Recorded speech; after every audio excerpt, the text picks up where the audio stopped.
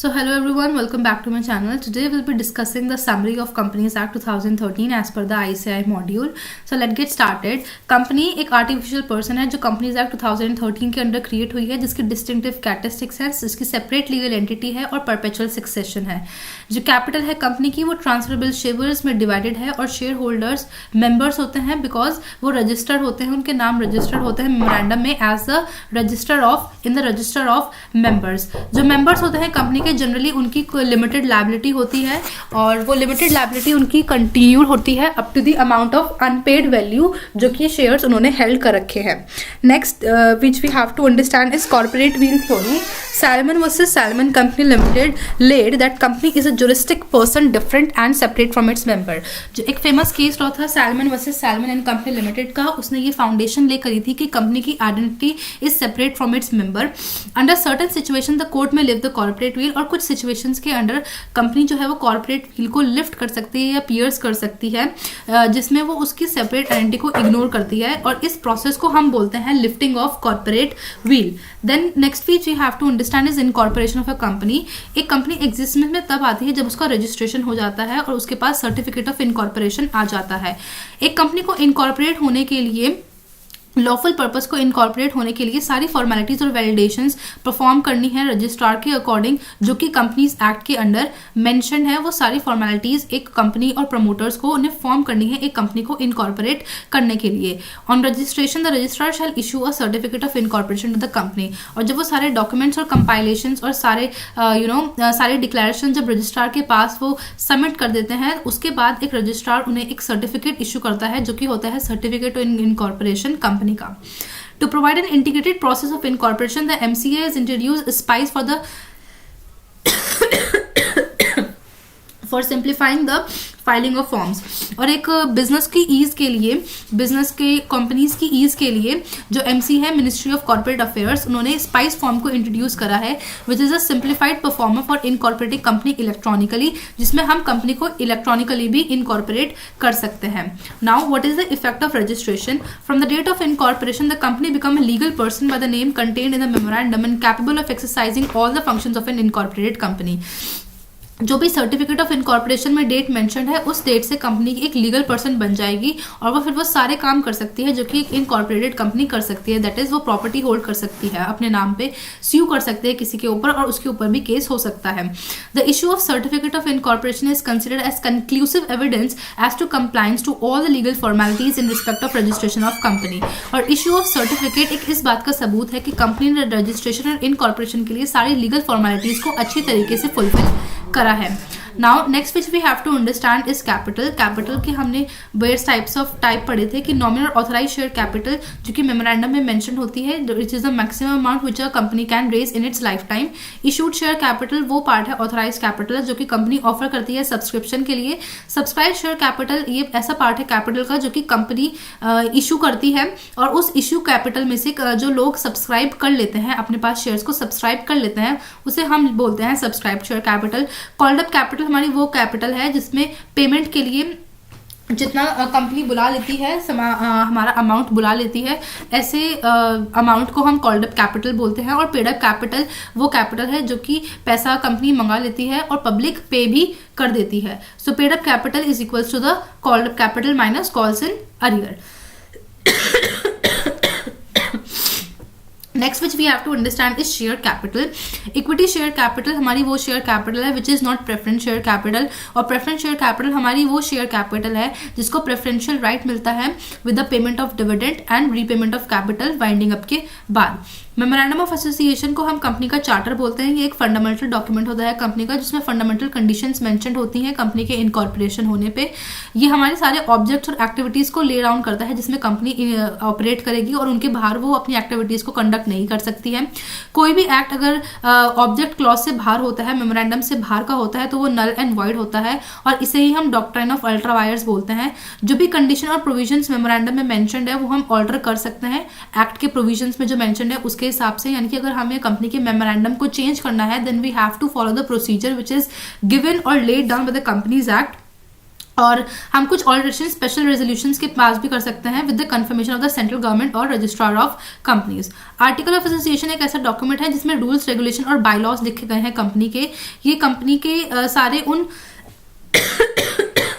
Rules को बताता है जिससे इंटरनल मैनेजमेंट चलेगा कंपनी का। ये हमें पावर्स बताता है डायरेक्टर्स की और ऑफिसर्स की जो कि कंपनी में काम करेंगे as the agent of their company, और किस तरीके से वो अपने काम को डिवाइड कर मैनेज करेंगे कंपनी के मैनेजमेंट को।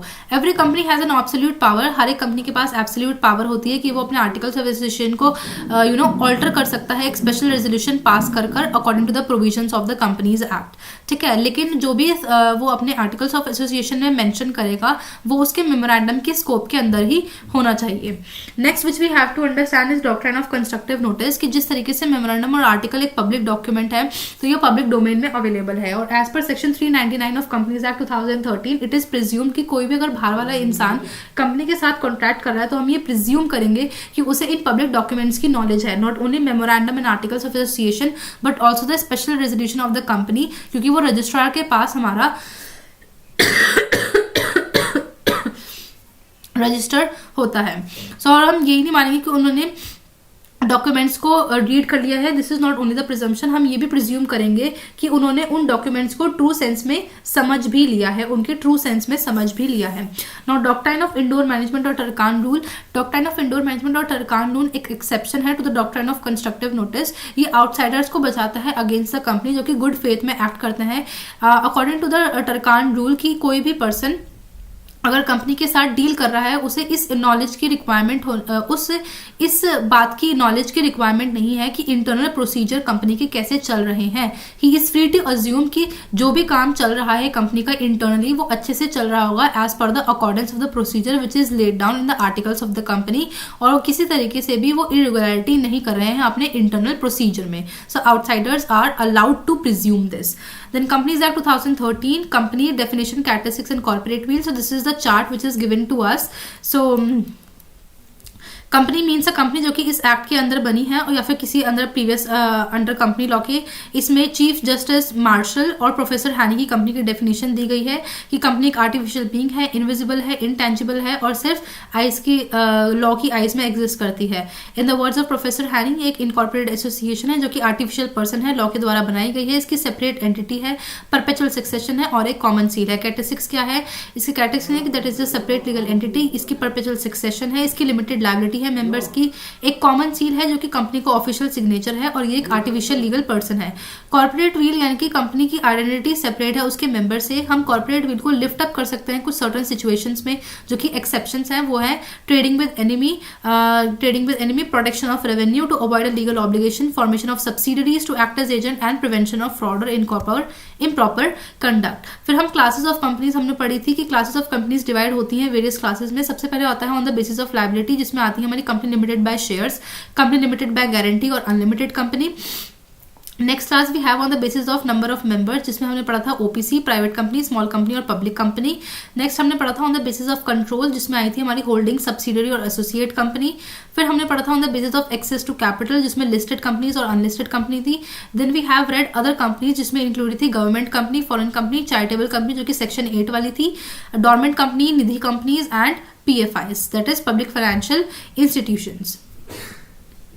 देन हमने पढ़ा था मोड ऑफ रजिस्ट्रेशन और इनकॉर्पोरेशन ऑफ अ कंपनी। हमने प्रमोटर की डेफिनेशन पढ़ी कि प्रमोटर एक ऐसा पर्सन है जो कि प्रोस्पेक्टस में मेंशन किया गया है या फिर एनुअल रिटर्न में मेंशन किया गया है या फिर जिसके पास कंट्रोल है वो कंपनी के अफेयर्स को कंट्रोल कर रहा है डायरेक्टली और इनडायरेक्टली, या जिसकी एडवाइस पे और डायरेक्शंस पे बोर्ड ऑफ डायरेक्टर्स अकस्टम्ड है एक्ट करने के लिए।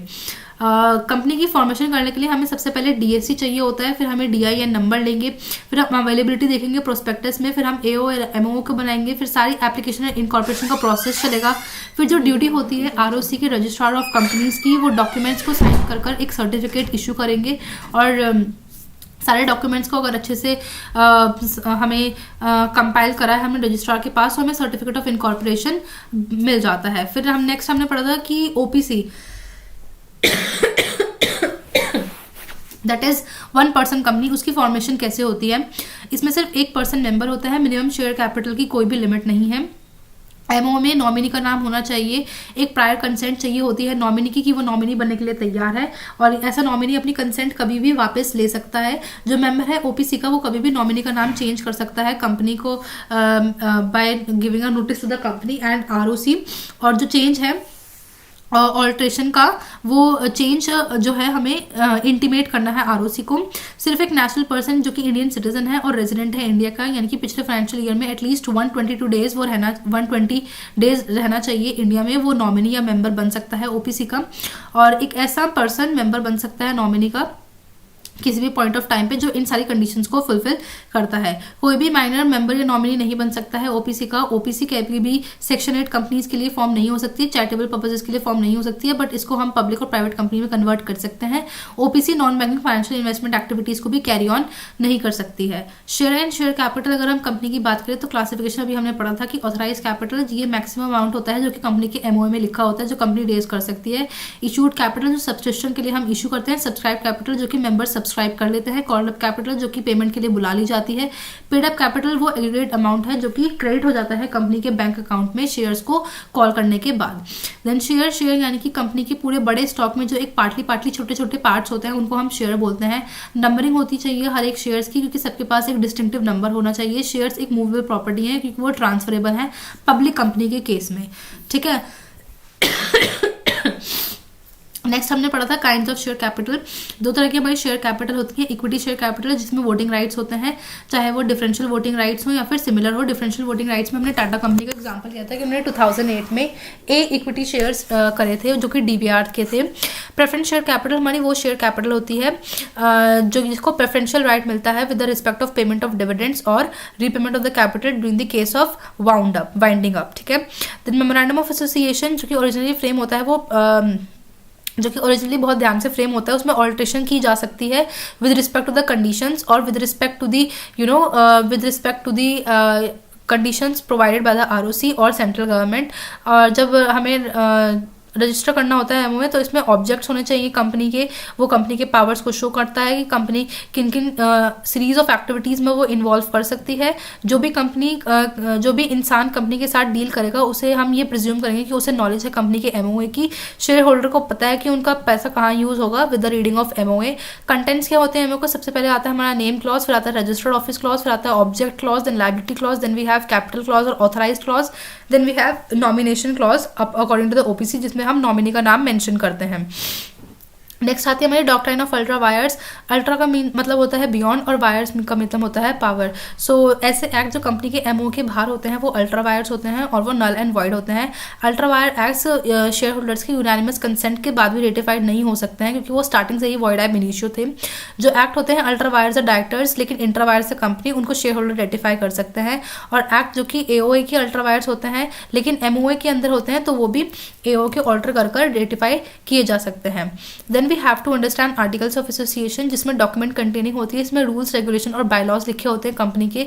ये एक ऐसा फॉर्म होता है जिसमें हमें पता चलता है कि कंपनीज कैसे अपनी इंटरनल रेगुलेशंस को कैरी ऑन करती है और क्या डायरेक्टर्स और ऑफिसर्स की पावर होती है जो कि कंपनी में है।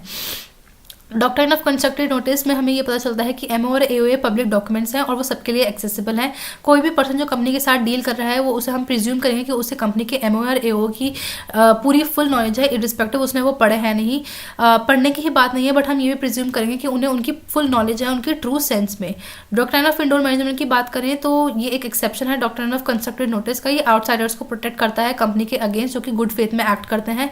और जो भी लोग कंपनी के साथ डील कर रहे हैं उन्हें ये प्रिज्यूम करने के लिए फ्रीडम है कि कंपनी के जितने भी इंटरनल रेगुलेशंस हैं वो अच्छे तरीके से परफॉर्म हो रहे हैं। वो इंटरनल रेगुलेशन में बिल्कुल भी इनकंसिस्टेंट नहीं है, ना ही कोई इरेगुलरिटी है। जितनी भी इंटरनल प्रोसीडिंग्स है वो एमओ और एओ के अकॉर्डिंग अच्छी तरीके से चल रही है। The outsider is free to presume this. So this was a summary of the whole Companies Act 2013. I hope you're able to understand it and thank you so much for watching this video.